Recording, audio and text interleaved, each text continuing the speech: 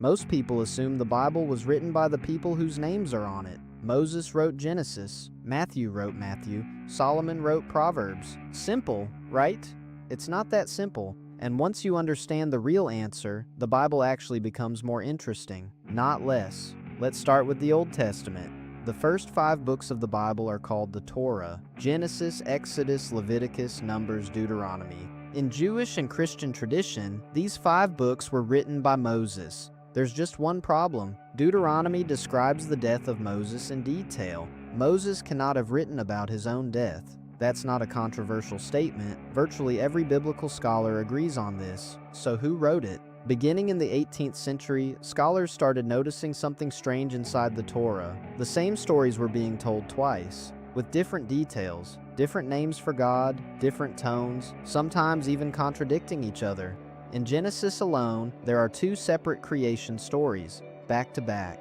In the first one, God creates animals before humans. In the second one, God creates the human first, then the animals. These are not the same story told twice. These are 2 different stories from 2 different sources, stitched together.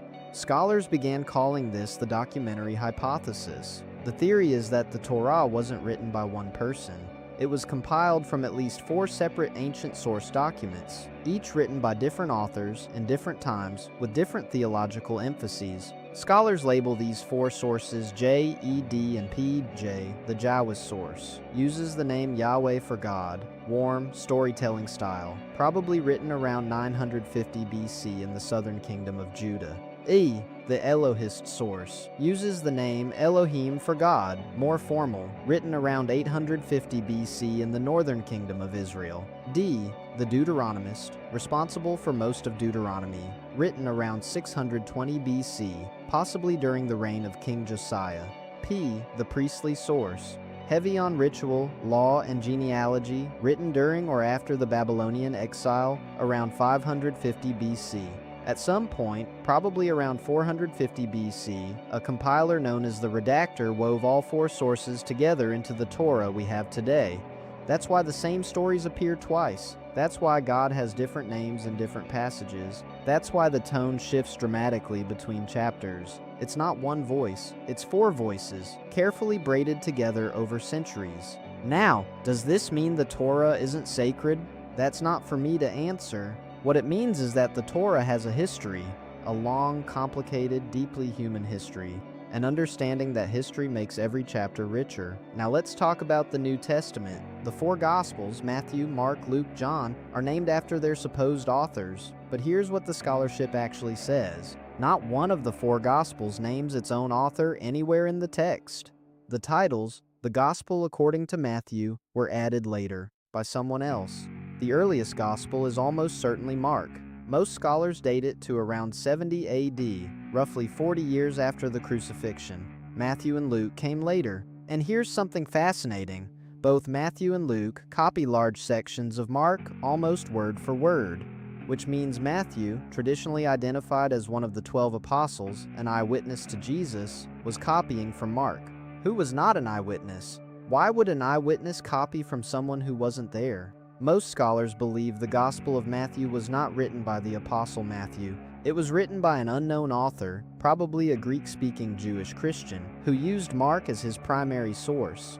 Then there's the Gospel of John. John reads completely differently from the other 3. Different timeline, different miracles, different Jesus. In Matthew, Mark, and Luke, Jesus speaks in short parables. In John, Jesus gives long philosophical speeches about his own divine nature. These are so different that scholars treat John as an almost entirely separate tradition, written around 90 to 100 AD, probably the furthest removed from the historical Jesus of any gospel. So who wrote the New Testament?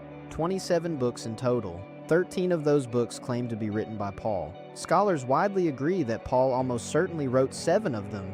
The other 6, including 1 Timothy, 2 Timothy, and Titus, are considered by most scholars to be pseudepigraphical. That's a word that means written by someone else in Paul's name. This was actually a common and accepted practice in the ancient world, writing in the name of a respected authority to give your work credibility. It wasn't considered forgery. It was considered honoring a tradition. So what do we actually know? We know the Bible was written over more than 1,000 years.